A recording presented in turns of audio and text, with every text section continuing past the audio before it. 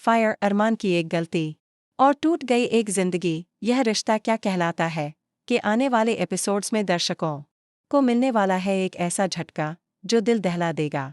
कहानी में आने वाला है एक ऐसा इमोशनल मोड़ जिसकी किसी ने कल्पना भी नहीं की होगी। माउंट आबू से उदयपुर तक का सफ़र अरमान के लिए सिर्फ दूरी नहीं बल्कि उसकी आत्मग्लानि और पछतावे से भरी एक यात्रा है।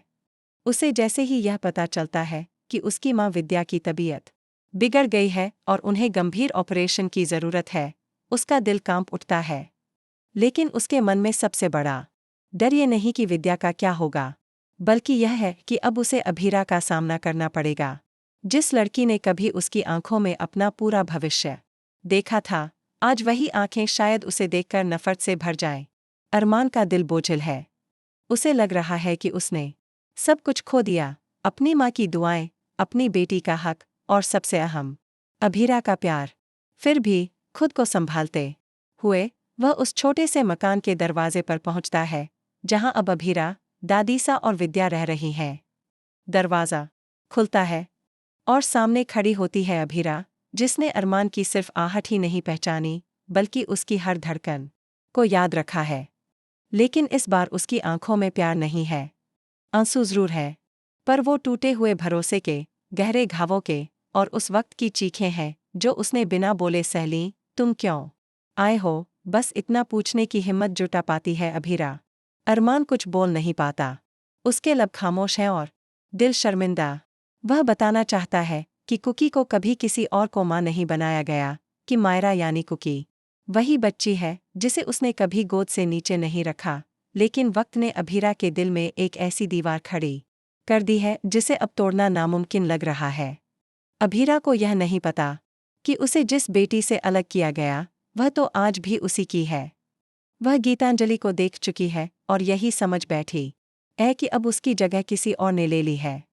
इसी गलतफहमी के ज़हर में डूबी अभीरा अब खुद से भी रिश्ता नहीं रखना चाहती। हर दिन वो खुद को तोड़ती है और हर रात एक नया ज़ख्म लेकर सोती है।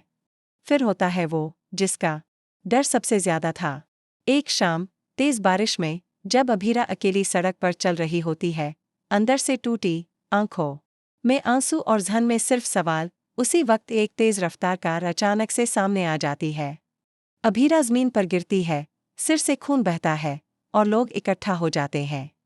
अभीरा को तुरंत अस्पताल ले जाया जाता है, लेकिन डॉक्टर जवाब दे देते हैं, अगर अगले कुछ घंटों में चमत्कार नहीं हुआ तो हम कुछ नहीं कर पाएंगे। डॉक्टर का ये वाक्य अरमान को अंदर तक हिला देता है। अरमान टूट जाता है।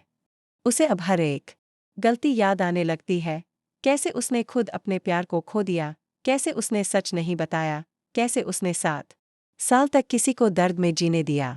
अब उसे सिर्फ एक उम्मीद दिखती है, अगर अभीरा को उसकी बेटी मिल जाए, अगर वो जान जाए कि कुकी ही मायरा है, तो शायद उसके दिल में जीने की चाह फिर से लौट आए।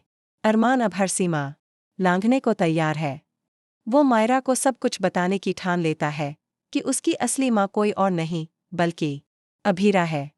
लेकिन कहानी यही नहीं रुकती। जैसे ही अरमान मायरा को लेकर अस्पताल पहुंचता है, सामने आ खड़ी होती है गीतांजलि, जो अब तक खुद को मायरा की माँ मानती थी। वो अपनी बेटी को किसी और के पास नहीं जाने देना चाहती और एक बड़ा खुलासा कर देती है, अगर तुमने मेरी बेटी को उस औरत के पास भेजा तो मैं वो राज खोल दूंगी जिसे तुमने 7 साल छुपा कर रखा है।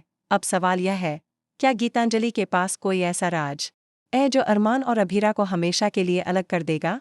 क्या मायरा सच जानने के बाद अपनी माँ के पास वापस जाएगी या फिर टूट जाएगी यह नाजुक डोरी? क्या अभीरा होश में आने से पहले अपनी बेटी को देख पाएगी? और क्या अरमान अपने टूटे हुए रिश्तों को फिर से जोड़ पाएगा या फिर यह एक्सीडेंट आखिरी मोहर साबित होगा? इस बार यह रिश्ता क्या कहलाता है में प्यार, धोखा, बलिदान और माँ बेटी के रिश्ते का वो इम्तिहान दिखेगा जो हर दिल को झकझोर देगा।